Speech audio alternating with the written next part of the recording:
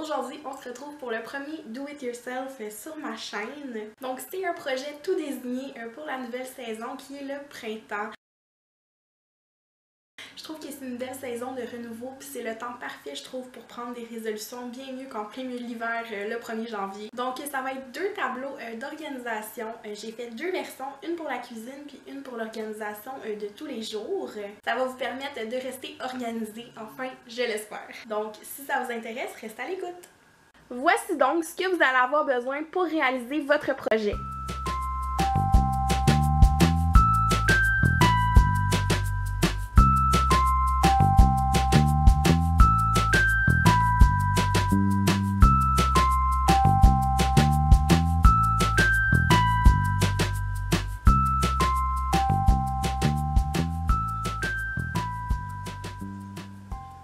Premièrement, on va venir positionner nos items de la façon désirée. Donc, ça va nous donner une vue d'ensemble, puis on va voir aussi les zones qu'on a à remplir avec le tableau noir.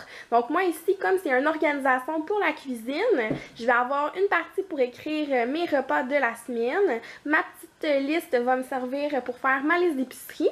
Avec mes petites épingles, je vais pouvoir venir accrocher mes coupons rabais, ainsi que des petites recettes que des fois on découpe dans les revues. Donc, je vous montre ça. Vous voyez donc ici la disposition sommaire de mes éléments. Donc, je vais avoir mon tableau blanc, mes petites épingles, ma checklist. Puis, vous voyez en bas, juste ici. Donc, c'est ici qu'il va avoir mon tableau noir. Donc, je vais venir le peinturer à l'instant. Pour venir créer votre tableau noir, vous allez tout d'abord délimiter la zone que vous voulez mettre justement en noir. Donc pour ça, on va utiliser du ruban adhésif que vous allez mettre tout le tour de votre zone.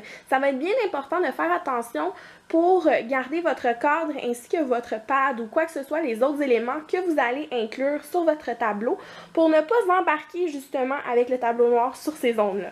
Pour ce faire, je vais utiliser de la peinture à tableau. Donc, si vous voulez seulement un petit pot pour faire vos projets créatifs, moi, j'ai pris celui-là chez Walmart pour une dizaine de dollars. Donc, ça fait un bon 2 ans que je l'ai, là, puis il m'a servi tout au long des petits projets que j'ai faits. Donc maintenant, on va venir appliquer la peinture. Ça va être bien important de faire 2 couches bien égales pour que quand on va écrire, ça soit une zone bien lisse.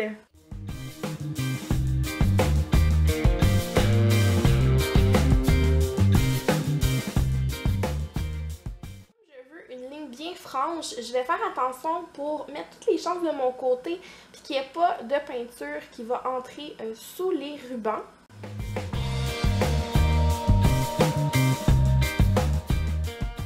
Comme vous voyez ici, je vais venir vraiment repasser mon pinceau pour avoir une zone la plus égale possible. Donc c'est vraiment ça la clé quand on fait de la peinture à tableau.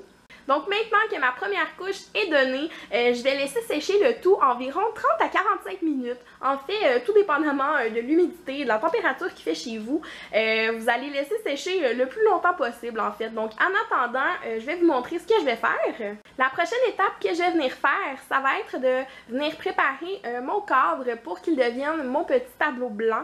Donc ce que je vais faire en premier, ça va être de retirer tout le contenu. Je vais mettre ça de côté, je vais le peinturer. Je vais le changer de couleur, donc je vous montre ça à l'instant. Donc mon tableau, il est fait en fait pour soit s'accrocher au mur ou pour pouvoir le mettre sur une table. Comme on veut avoir une surface bien plane, je vais venir tout simplement enlever cette partie-là ici. Donc je vais venir tout simplement l'arracher comme ça. Donc ça, on peut le jeter. Donc vous voyez que ça me donne une surface plus lisse derrière.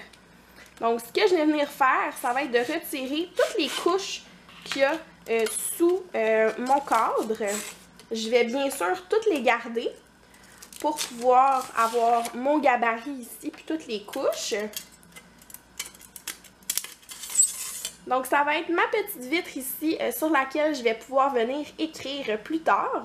Donc tant qu'à être dans la peinture, je vais venir tout de suite peindre mes autres éléments qui sont mes petites épingles ici à linge. Donc je vais venir les peinturer. Si vous le désirez, vous pouvez en acheter des déjà faits, mais moi pour une souci d'économie de sous, je vais venir les peinturer moi-même. Donc pour mon projet, je vais en avoir besoin de 4. Pour mes couleurs, je vais y aller avec des couleurs assez neutres et classiques. Je vais y aller avec un doré et un un blanc. Donc pour le blanc, moi je vous conseille vraiment d'y aller avec une peinture de bonne qualité, quand même assez épaisse, parce que le blanc c'est très difficile à peinturer pour cacher d'autres couleurs.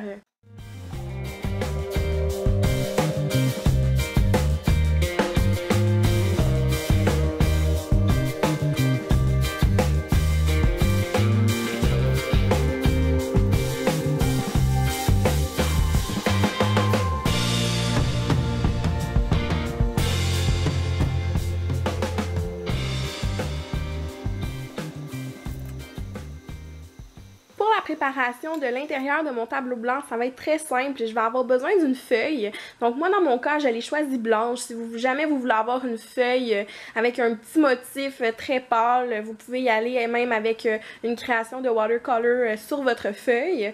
Moi j'y étais tout simple. Je vais prendre mon gabarit de mon cadre.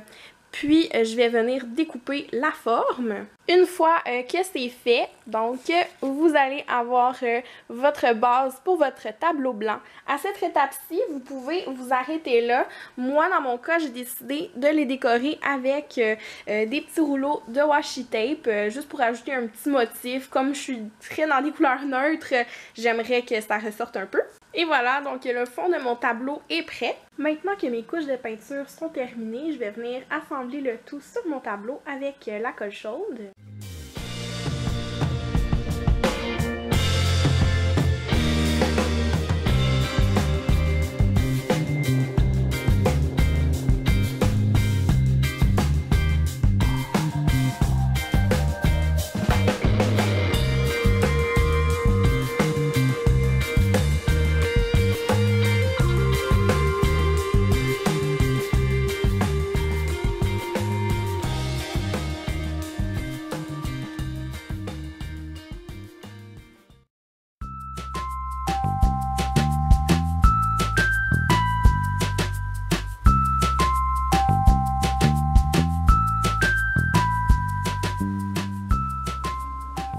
J'espère que vous avez apprécié. Moi, j'ai déjà hâte de les utiliser dans mon quotidien.